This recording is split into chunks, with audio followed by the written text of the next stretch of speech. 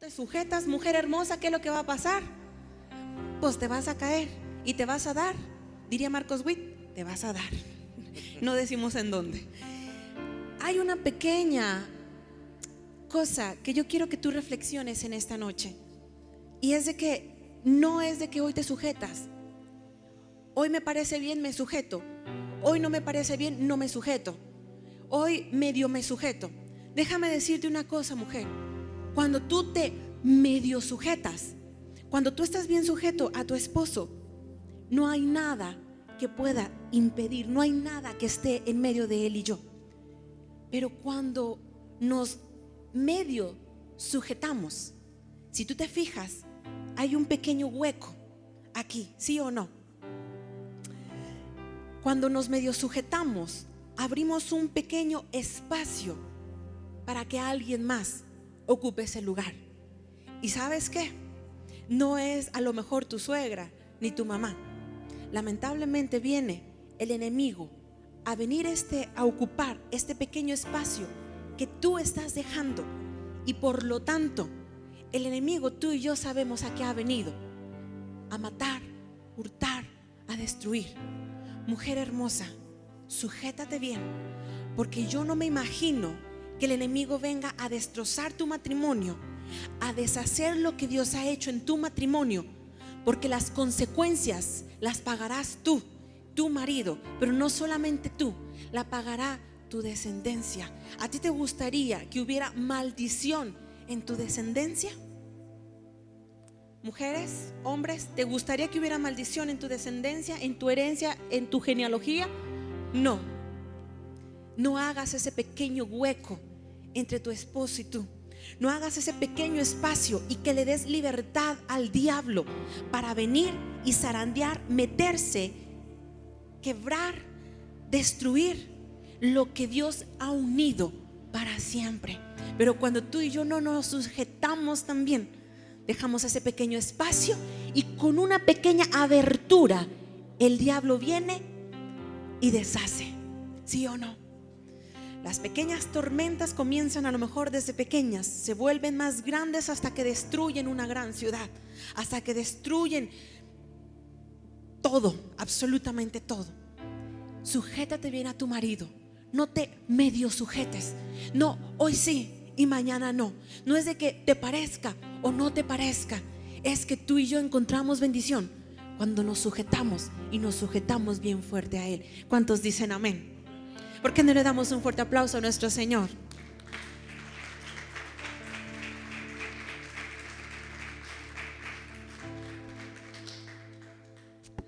No permitas que la desobediencia a Dios de no sujetarte pueda traer maldición a tu generación. Al menos a mí me dolería. Y yo siempre lo he pensado: lo que tú siembras, Yadira, tú cosechas. Y si tú hoy siembras amor, tus hijos van a cosechar amor y un día van a ser como tú. Al menos yo recuerdo algunas cosas buenas, pero también algunas cosas malas de mis padres. ¿Alguien hace lo mismo que yo? Sí, recordamos cosas buenas y cosas malas de nuestros padres. Mas sin embargo digo, esto le doy una palomita a mi mamá, esto le doy una palomita a mi papá. Por lo tanto, que ellos sembraron, ahora yo estoy cosechando y digo, lo voy a hacer. Esto fue bueno de mi mamá, lo voy a hacer. Sabes, tú y yo estamos marcando generaciones enteras, porque no es de que tú estás haciendo algo bueno para bienestar de ti. Hay ojos que te están observando, hay miradas que están tomando ese ejemplo para un día volverlo a hacer, y esos son tus hijos. Y si tú eres una jovencita que todavía no te has casado, piensa bien las cosas, lo que estás haciendo, lo que estás sembrando, para un día cosecharlo en la vida de tus hijos. ¿Cuántos dicen amén? Sigamos adelante. Capítulo 3 en el que estamos, en Primera de Pedro, capítulo 3, versículo 1. Sigamos adelante. Mi Biblia dice: de esa manera, si ellos no creen en el mensaje de la buena noticia, el comportamiento de ustedes podrá convencerlos. Ay, mujeres, un punto importante que tocan aquí. Dice: Por lo tanto, el comportamiento de ustedes, las mujeres, estamos hablando de la autoridad hacia los esposos, y ahorita vamos a hablar de la autoridad hacia alguien más, pero deme unos minutos solamente de su atención para hablar acerca de la mujer. Y estamos viendo el comportamiento. Dice: el comportamiento de ti, mujer, hará que tu esposo se convenza de la buena noticia, se convenza de quién es Dios. ¿Qué comportamiento estás teniendo tú, mujer, que está atrayendo la vida de tu esposo a la presencia de Dios? Tu comportamiento, dice la Biblia, atrae la vida de tu esposo a la presencia de Dios. A lo mejor tú dirás: bueno, hermana Yadi, pues mi esposo es cristiano. Ok, tu esposo sea cristiano, no sea cristiano, ¿qué actitud tienes tú día a día hacia con tu esposo? ¿Cuál comportamiento? ¿Cómo te estás comportando con él? ¿Somos de esas mujeres que tienen una actitud negativa con su esposo? Esa actitud negativa que no estamos haciendo que ellos les atraiga la presencia de Dios. Porque dice: con tu comportamiento, mujer, vas a traer a tu esposo a la buena noticia. Tú eres el medio. Tú como mujer, ¿qué actitud estás teniendo? Una actitud negativa. ¿Cómo una actitud negativa? De las mujeres, ¿han visto esas mujeres que el día de hoy no vinieron? Pero que a veces tienden a hacer a que si les dice el esposo: esposa, vamos a pintar de amarillo. Ay, no, ¿por qué de amarillo? Bueno, vamos a pintar de azul. Ay, ¿de azul? Ay, ¿porque te gusta? Bueno, vamos a comer tal cosa. Ay, pues como tú quieras. ¿Y qué actitud hemos tomado? Una actitud negativa a lo que todo el tiempo es así como que nada nos parece. ¿Qué actitud estás tomando tú como esposa en tu casa para poder atraer a tu esposo a la presencia de Dios? Sea o no sea cristiano. Si es cristiano, con mayor razón. Si tú eres una hija de Dios, ¿qué comportamiento estás teniendo?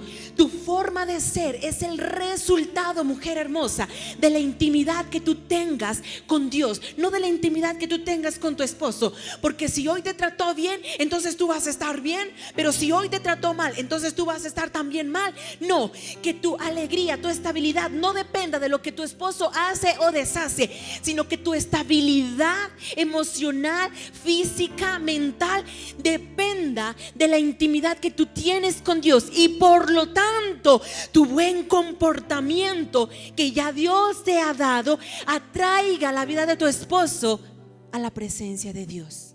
¿Sí me di a entender? Amén.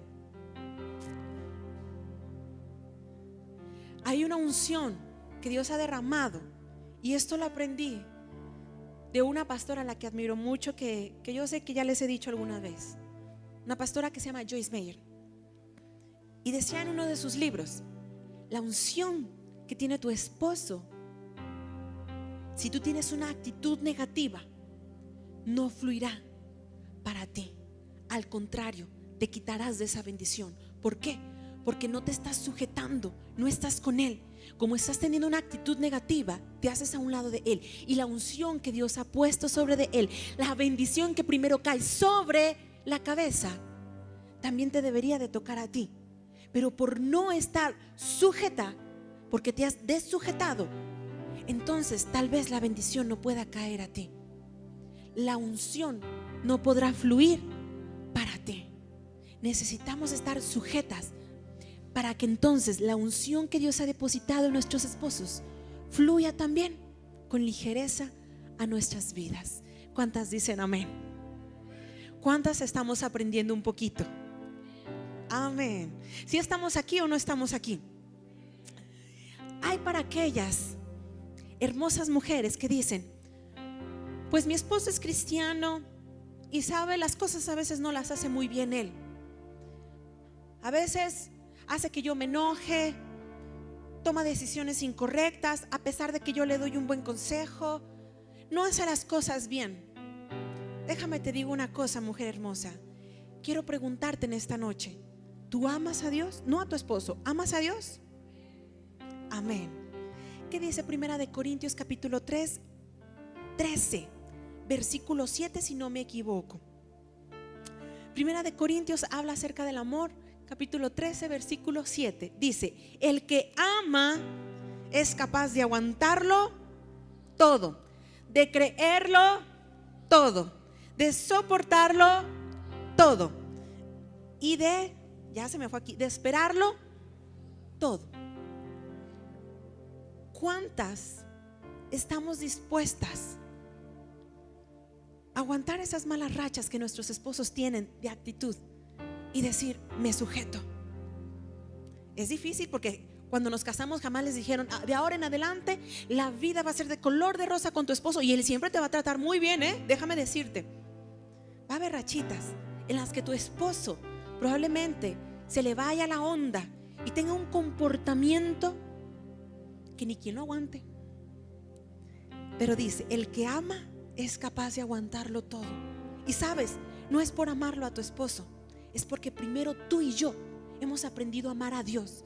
Por lo tanto, Él nos da la capacidad, la valentía y el poder de aguantar esas malas rachas que tengan nuestros esposos y aún así sujetarnos y tener un buen comportamiento delante de Él, de creerlo todo, de creer que Dios lo va a cambiar y lo va a transformar, no como nosotras queremos, como a Dios le place transformarlo. Porque una cosa es lo que tú quieres, chica hermosa, pero no es lo que Dios quiere. Y estamos entendiendo que no es que nuestro marido se va a hacer a nuestra forma. Porque yo muchas veces le dije a Dios, Dios, es que me molesta esto y esto y esto y esto de mi esposo, nomás 3 cositas. Pero le dije, pero que no sea como yo quiera, porque yo no quiero que me haga feliz a mí, quiero que te haga feliz a ti. Porque cuando mi esposo te va a hacer feliz a ti, entonces a mí también, por consecuencia, por lógica, me va a hacer feliz a mí. Empieza a creer las cosas buenas que puede habitar en la vida de tu esposo. Puedes creerlo todo. El que ama a Dios, soportarlo todo, sopórtalo. Soporta esas malas rachas. Tú puedes. Dios te dio un hombre ideal, un hombre que te va a amar. ¿Y sabes qué? Para toda la vida, como un día a mí me dijeron, porque a ti también Él te soporta, ¿sí o no? Porque nomás dijo uno amén. Nos soportamos los unos a los otros, ¿sí o no? El que ama es capaz de esperarlo todo. Espera en lo que Dios va a hacer en él.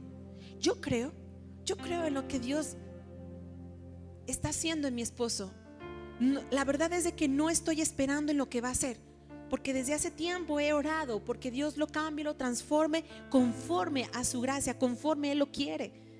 Y yo he estado viendo lo que Dios ha hecho y ha transformado en Él. Pero necesitamos aprender a esperar. Espera en lo que Dios va a hacer en tu esposo, mientras tú y yo obtengamos la bendición de parte de Dios, no la bendición de nuestro esposo, porque de él a lo mejor no vas a obtener nada más que a veces una pequeña racha de mal comportamiento, pero sí en Dios, porque yo sí espero la bendición de él. De él sí espéralo todo, absolutamente todo. ¿Cuántos dicen amén? Denle un fuerte aplauso a nuestro Señor, por favor, para que se despierte.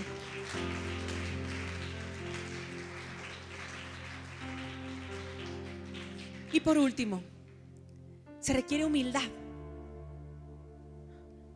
para someternos, para reaccionar correctamente hacia nuestra autoridad.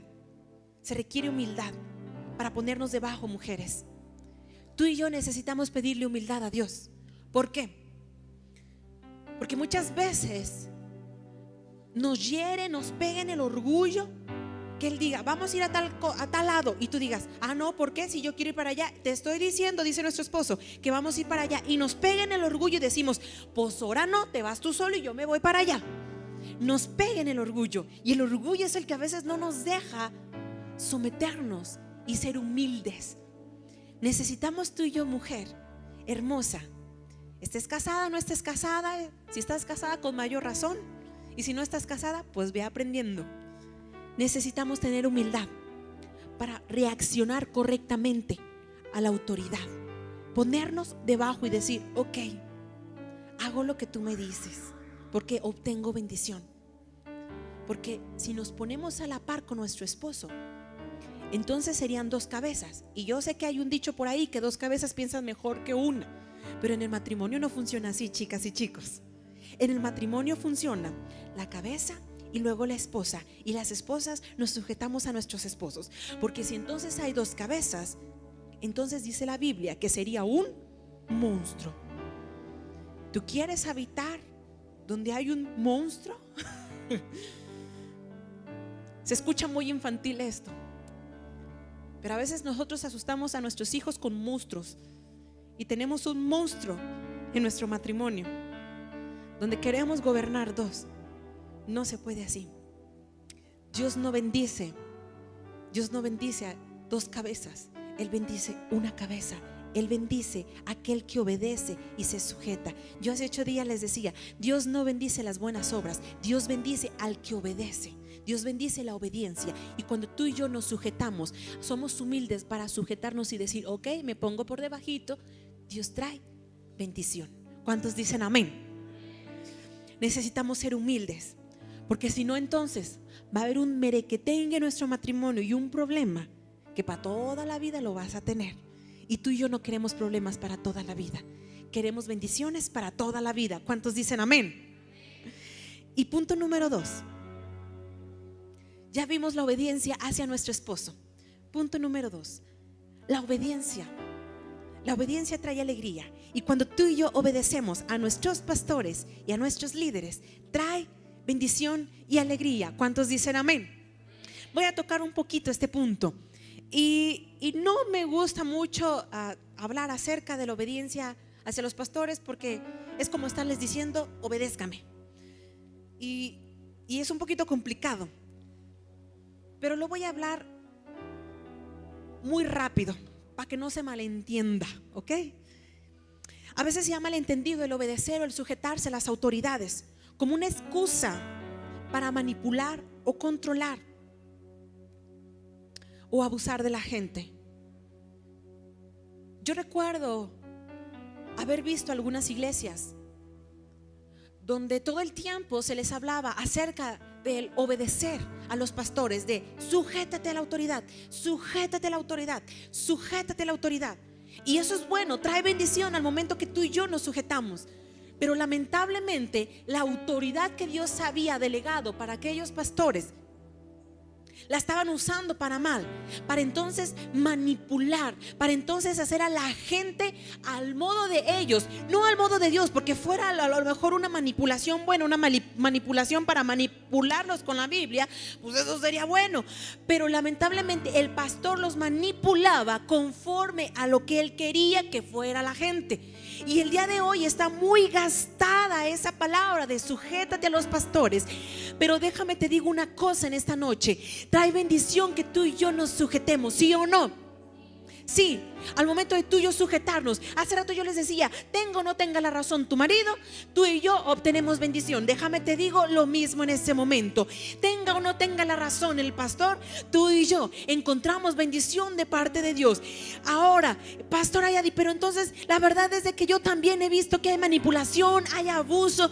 ¿Cómo le hago para saber si el pastor está manipulando, si el pastor está abusando de la autoridad que Dios le dio? Muy simple y muy sencillo. Dice Romanos capítulo 8 versículo 14: todo aquel que es hijo de Dios es guiado por el Espíritu Santo. Todo aquel que es guiado, por el Espíritu de Dios es hijo de Dios. Ahora, tú y yo, punto clave, tú y yo somos hijos de Dios, ¿sí o no?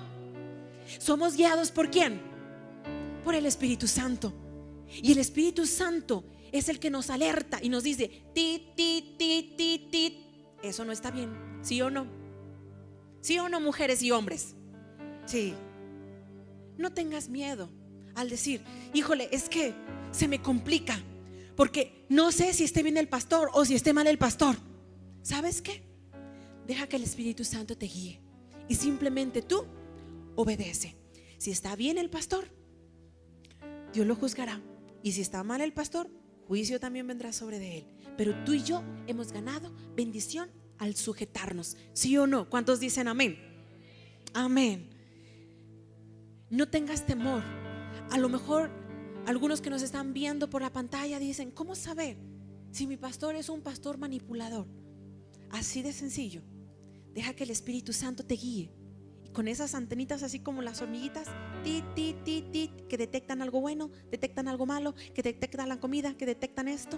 Así tú y yo vamos a poder detectar si viene esa autoridad de parte de Dios o si es una autoridad carnal.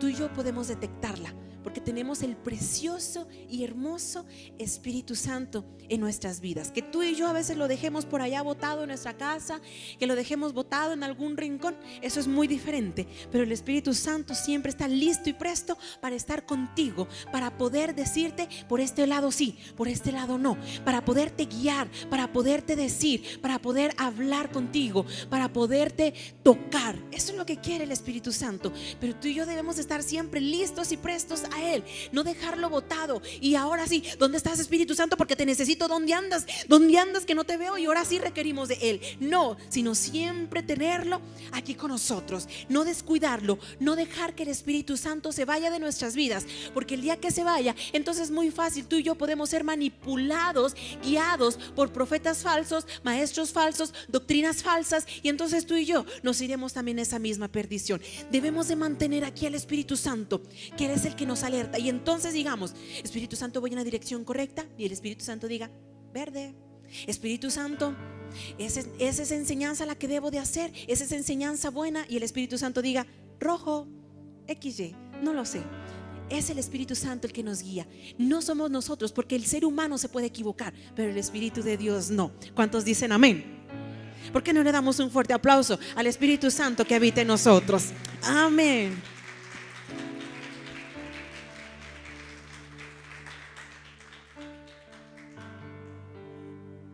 No tengo cita, pero simplemente les he dado las citas para que usted las anote, o si no, para que se las aprenda. Punto número 2, hablando del punto número 2, de la obediencia hacia los pastores. Y voy a tocar este punto, que sé que a muchos pastores les ha dolido de parte de las ovejas. Y es de que es muy fácil cuando tú y yo, porque yo también un día fui oveja, y sé lo que es estar sentado ahí donde tú estás, sé lo que es estar sirviendo a una autoridad que eran nuestros pastores. Es muy fácil criticar, señalar y hasta menospreciar la autoridad que Dios ha dado a los pastores. Te invito en primer lugar a que no nos critiquen, a que no nos señalen, a que no nos juzguen. De eso Dios se encargará. Eso Dios nos lo tomará en cuenta, si estamos bien, si estamos mal. Y yo me puse a pensar en Moisés, un hombre que seguro lo menospreciaron su autoridad por su tatamudez, o como se diga. Y muchas veces tú y yo menospreciamos la autoridad. Y voy a hablar a lo mejor de mi esposo como mi pastor. A veces hemos menospreciado y hemos criticado, señalado y dicho: ¿será bien lo que el pastor dice? ¿Que debemos de pintar de azul? El pastor está medio loco. ¿Cómo que vamos a pintar de negro? ¿Cómo que vamos a hacer esto? ¿Cómo que vamos a hacer el otro? Es muy fácil criticar, señalar. Pero déjame te digo una cosa: Moisés era el único que era capaz de cumplir los mandamientos, y el único capaz de vivir en santidad, para entonces ir con Dios, que Dios le hablara, y entonces el pueblo de Israel estar así: ¿qué dijo Dios, Moisés, qué dijo Dios? Cuéntanoslo todo. A ver, ¿por qué ellos también no se ponían a la brecha? ¿Cumplían con los mandamientos? ¿Por qué no vivían en santidad y firmemente para entonces también subir con Moisés? No, dejaban que Moisés lo hiciera. Y en cualquier momento, cualquier cosa que no resultara, tú y yo lo vemos en la Biblia, luego lo criticaban y lo señalaban, ¿sí o no? Moisés, ¿por qué esto? ¿Por qué el otro? Moisés, ¿por qué nos sacaste de Egipto? Moisés, mira, ya viene aquí el ejército del faraón. Moisés, ¿y ahora qué vamos a comer? Moisés, ¿y ahora qué vamos a beber? Moisés, ¿y dónde vamos a vivir? Y Moisés, ¿a dónde nos vamos a ir? Y Moisés, y Moisés, y Moisés, y Moisés. Y déjame te digo una cosa: ¿fue Moisés quien sacó al pueblo de Israel de Egipto? Contésteme. No. ¿Quién fue? Dios. Aquí está la clave, muchachas y muchachos. No es el pastor. Es Dios trayendo dirección al pueblo de Visión Internacional. Es Dios trayendo dirección a la iglesia o la congregación donde te estés congregando, aquellos que nos están mirando. Es Dios. Dios fue el que sacó a Egipto de Israel, porque entonces jamás hubieran entrado a la tierra prometida. Obvio, esa primera generación no entró. Esos hombres y muchachas que se la pasaban criticando y señalaron no entraron, pero de que llegaron a la tierra prometida, llegaron. Pero fue Dios quien los sacó. No pensemos que son las locuras de nuestro pastor. No pensemos que son, perdón por la palabra, las tonterías que se le ocurrieron a nuestros pastores. De verdad que no. Porque si fuera entonces el hombre, Dios ya hubiera hecho esto, miren, ¡pac!, aventarlo muy lejos. ¿Cómo? Sencillamente, y va a sonar muy drástico, pero lo quita del lugar, le da una enfermedad y lo manda a la tumba, o le da una enfermedad y lo quita de la posición. Así de fácil. Cuando no está en autoridad hacia Cristo Jesús el pastor. Que no se nos haga fácil criticar, señalar a nuestros pastores y decir: ay, sí, ¿por qué está haciendo esto? Ay, ¿por qué está haciendo el otro? Muchas veces hay gente que se nos ha acercado a darnos un buen consejo, y qué bueno, los tomamos y decimos: wow, sí es cierto, es un buen consejo. Pero muchas veces no vienen a decirnos un buen consejo, vienen y nos quieren decir: hey, usted debería de hacer esto. Y decimos: muchas gracias, pero debemos de esperar en lo que Dios dice. Si lo hacemos o no lo hacemos, si nos vamos por esa dirección o no nos vamos por esa dirección. Quiero preguntarle: ¿usted cree que los pastores escuchan la voz de Dios? Sí, porque como le acabo de decir, si no escucháramos la voz de Dios, miren, ya Dios también nos hubiera dicho: ¡pac!, no me sirves. Si no estás haciendo mi voluntad, no me sirves. Así de fácil y de sencillo. Los pastores tenemos que estar listos y prestos a escuchar la voz de Dios y decir: ¿qué hay que hacer, Padre? ¿Hacia dónde vamos a dirigir a tu pueblo? Nos sentimos igual que Moisés, con una responsabilidad tan grande y pesada de que es guiar al pueblo de Dios. Y a veces del pueblo de Dios recibimos quejas, críticas, señalamientos, el juzgar. Mire, usted y yo simplemente debemos enfocarnos en ser hijos obedientes, y lo que haga y diga el pastor, un día Dios también lo juzgará. Él es el responsable de sus almas. El pastor es el que va a dar cuentas allá en el cielo de sus vidas. No es un papel fácil. Que no se nos haga tan fácil y sencillo estar criticando, señalando y diciendo. No solamente aquí en esta iglesia, a lo mejor en otras iglesias. Y es que esto, y es que el otro, y es que no me parece, y es que sí me parece, y es que debería de ser esto, y es que... Calma, calma, calma. Que los pastores son guiados también por Dios. Y como dice en Efesios 5:23, Cristo es la cabeza de la iglesia. Si no fuera Cristo la cabeza de la iglesia, muchas iglesias ya hubieran cerrado. Pero Cristo es la cabeza de esta iglesia. ¿Cuántos dicen amén? Denle un fuerte aplauso a nuestro Señor, porque Cristo es la cabeza de esta iglesia. Amén.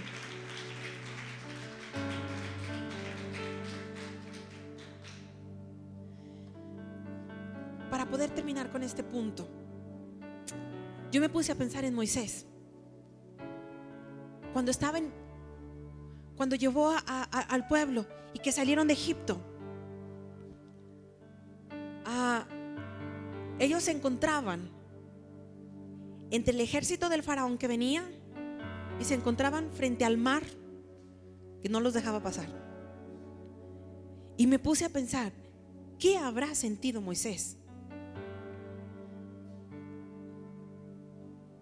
A veces creo yo que fue en ese momento Moisés una duda de: Dios, ¿será en realidad que tú nos quisiste sacar de Egipto?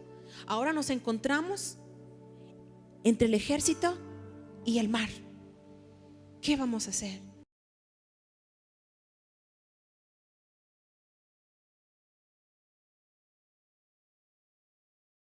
Egipto y ahora no tenemos nada que comer. Pero lo que Dios quería hacer era mostrar su poder. Hay veces que nos va a parecer ilógica la decisión de nuestros pastores. No le vamos a hallar ni pies ni cabezas a la decisión que están tomando. Y vamos a pensar, yo no sé para qué tomó la decisión el pastor de hacer esto. Ahora mira, está enfrente de este problema, está enfrente de este otro problema y está atrás de este otro problema. Y tal parece que ¡pum!, nos va a pegar el problema y nos va a aplastar. Pero déjame te digo una cosa. Si Dios mostró su poder al pueblo de Israel, a Moisés, que no lo muestre año 2014 en Visión Internacional. Dios quiere mostrar su poder.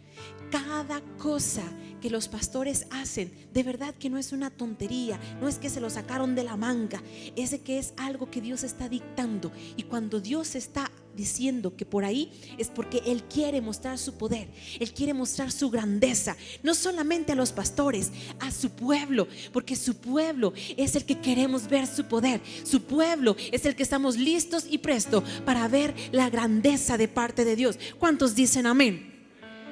No es la decisión del pastor, es lo que Dios está haciendo por medio de su siervo que está listo y presto para decir: Señor, tú dices que por allá, ok, nadie lo va a hacer, yo lo voy a hacer. Entonces, cuando trae obediencia, cuando hay obediencia, cuando entramos en la obediencia de parte de Dios, entonces Él desata la bendición y empezamos a ver su poder.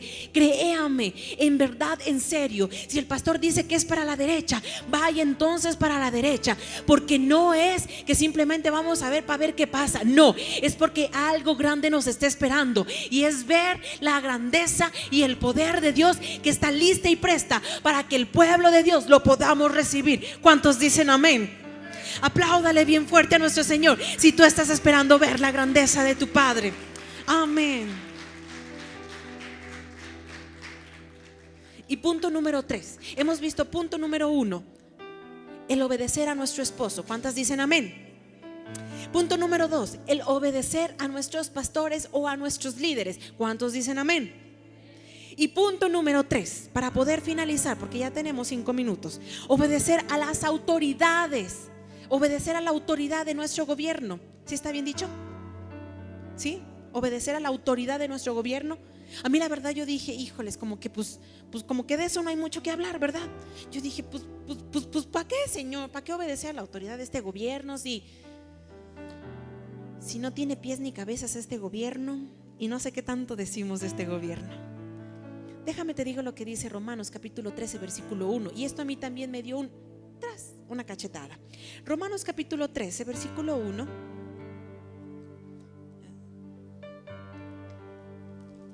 Romanos capítulo 13 versículo 1. Escucha lo que dice la palabra de Dios. Solo Dios puede darle autoridad a una persona, y es Él quien les ha dado poder a los gobernantes que tenemos. Por lo tanto, debemos obedecer a las autoridades del gobierno. Quien no obedece a los gobernantes se está oponiendo a lo que Dios ordena. Yo dije, Señor, ¿y eso también cabe para aquí, para México? Dije, es que Dios, ¿no te has dado cuenta de cómo estamos? Y todavía te atreves a decirnos que debemos de obedecer a nuestros gobernantes, a nuestro querido y amado presidente, que lo amamos en la fe del Señor y que representa muy bien nuestro país. Y Dios taladrió fuertemente mi corazón cuando dijo: quien no obedece a los gobernantes se está oponiendo a lo que Dios ordena. Yo dije, ok, está bien. Mismo Jesús, si tú lo recuerdas,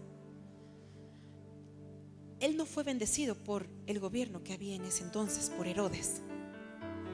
Al contrario, fue crucificado por medio de ese gobierno. No trajo bienestar para Él, ni mucho menos para los que lo seguían.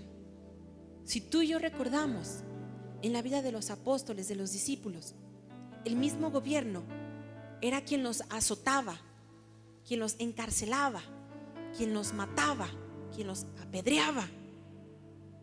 El mismo gobierno. por solamente predicar la palabra de Dios.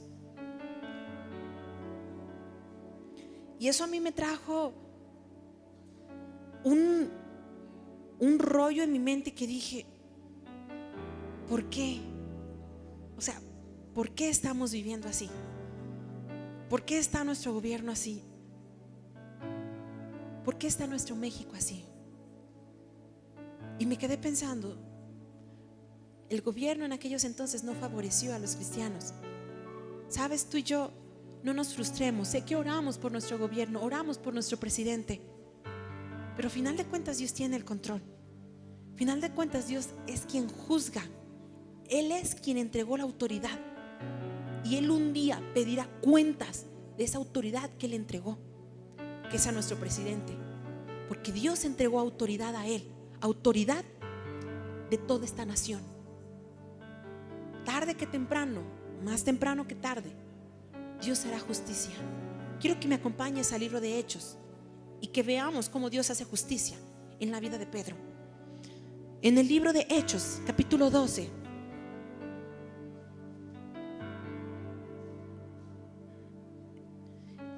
Y quiero decirte, Jesús mismo se sujetaba a la autoridad que había y la respetaba. No por tanto dejó que lo crucificaran. Dios mismo, Jesús mismo, se sujetaba a esa misma autoridad que Dios había puesto, pero que esa misma autoridad le estaba haciendo daño a Él, y la respetaba. Mismo Jesús dijo: dar a César lo que es de César y a Dios lo que es de Dios, diciendo: respeta a Dios, pero también respeta esta autoridad, te parezca o no te parezca. En el libro de Hechos, capítulo 12, versículo 1. Y esto tú lo vas a leer en tu casa. Simplemente te lo voy a...